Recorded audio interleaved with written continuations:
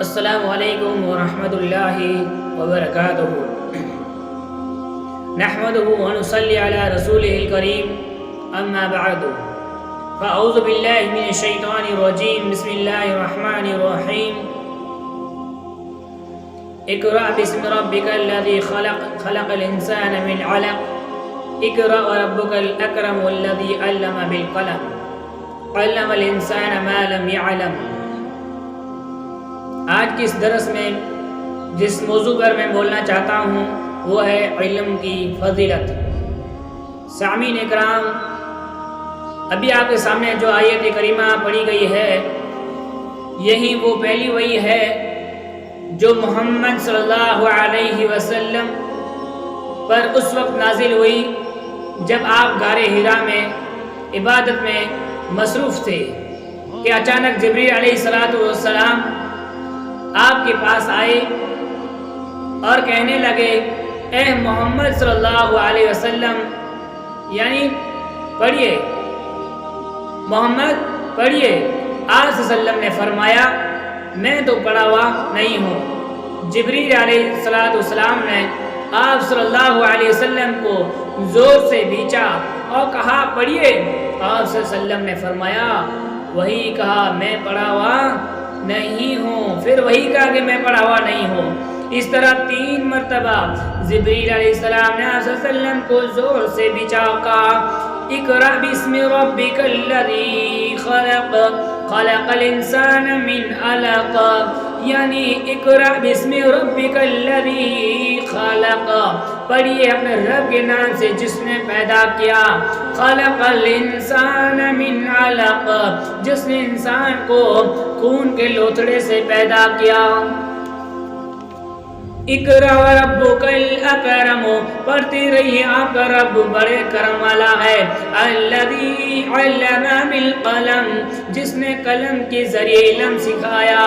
علم الانسان ما لم يعلم، جس نے انسان کو وہ سکھایا جس سے وہ نہیں جانتا تھا۔ ان آیت کریمہ میں علم حاصل کرنے کے لیے آپ صلی اللہ علیہ وسلم کو تاکید کے ساتھ حکم دیا گیا ہے،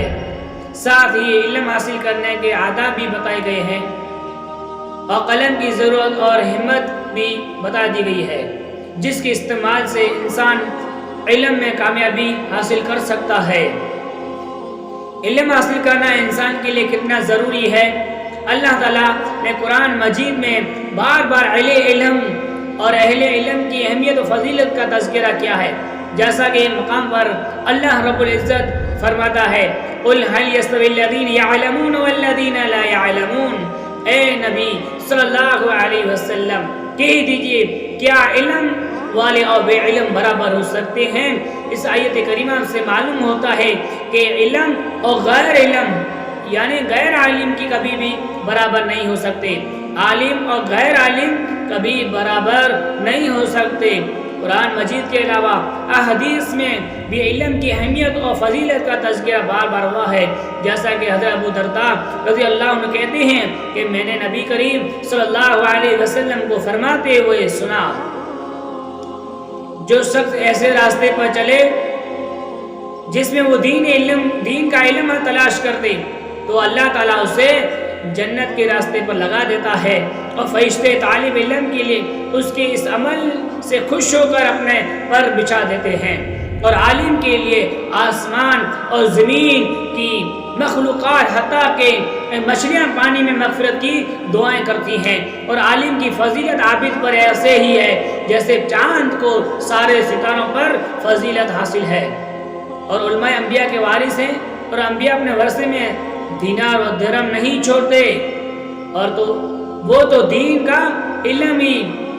ورثے میں چھوڑ کر جاتے ہیں، بس جس نے وہ علم حاصل کیا اس نے شرف فضل کا ایک بڑا حصہ حاصل کیا۔ لیکن ہم علم حاصل کرتے نہیں ہیں، احادیث کے پر چلتے نہیں ہیں۔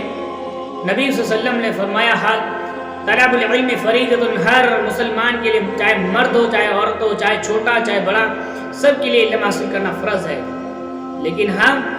اس حدیث پر غور و متوجہ بھی نہیں کرتے ہیں، اپنے بچوں کو قرآن حدیث کی تعلیم بھی نہیں دیتے ہیں،